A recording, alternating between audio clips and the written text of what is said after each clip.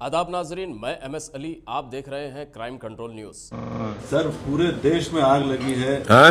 पूरे देश क्यों? में आग अरे मत बोलिए ऐसा आप, क्या इसके ऐसा मत बोलिए, ऐसा मत बोलिए। मेन ये है कि जो रूमर्स है उसके चलते ज्यादातर लोगों को CAA के बारे में नहीं मालूम है, अफवाहें जो आ रही है, जबकि साफ तौर पर कहा गया था कि जो भी इंडियन मुसलमान है उसको कुछ नहीं होगा, लेकिन यहाँ के मुसलमान भी सोचते हैं कि उनको निकाला जा रहा है। तो क्या रूमर्स दूर करने की जरूरत है या नहीं?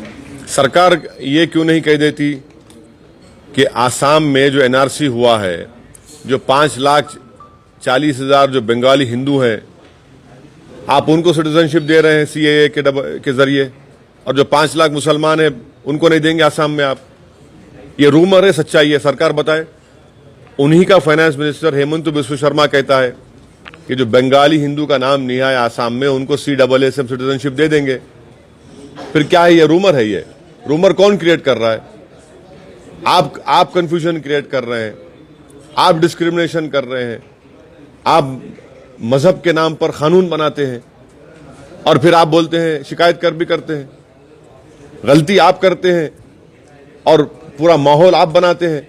लेकिन जिस प्रकार से आग लग रही है सभी जगह पूरे स्टेट्स में, तो क्या आप एक संदेश देना चाहेंगे? आप गलत कह रहे हैं।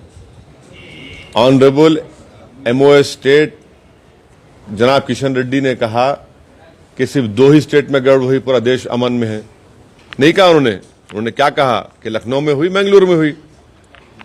तो होम मिनिस्टर किशन रेड्डी ने कहा यकीनन हम कंडेम करते हैं जो वायलेंस हुआ है, चाहे वो अहमदाबाद में हो, चाहे वो बेंगलुरु में हो, चाहे वो लखनऊ में हो, और हम तमाम लोगों से अपील करेंगे कि प्रोटेस्ट करना आपका कॉन्स्टिट्यूशनल राइट है, मगर वायलेंस को कंडेम करना सबको पड़ेगा। वायलेंस की कोई गुंजाइश नहीं है। वायलेंस क्यों होना चाहिए?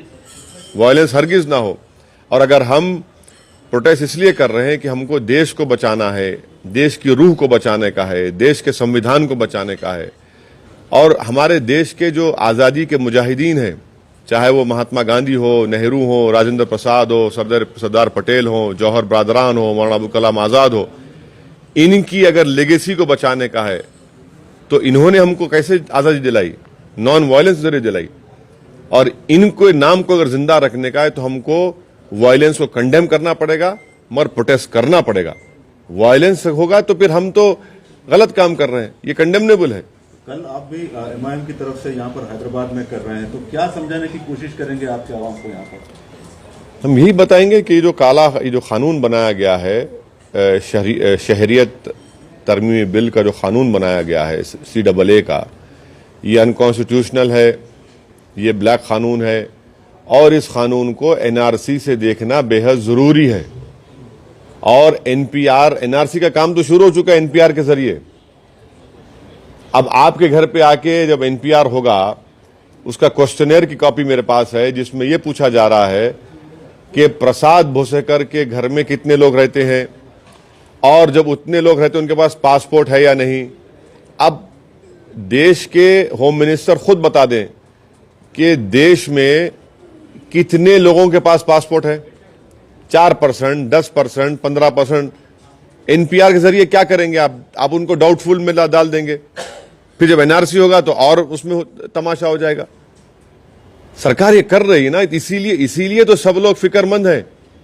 पहले तो देश के बारे में फिक्रमंद है कि ऐसा आपने काला कानून बनाया मजहब की बुनियाद पर, ये खुद गलत है। लेकिन आप एक संदेश देना चाहेंगे सर, क्योंकि आपकी बात यकीनन मैं आपने अच्छा सवाल किया। मैंने हमेशा वायलेंस को कंडेम किया।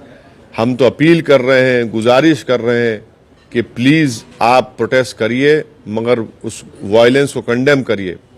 खामोश मत रहिए, मगर तशद्दुद को होने मत दीजिए। ये बहुत जरूरी है।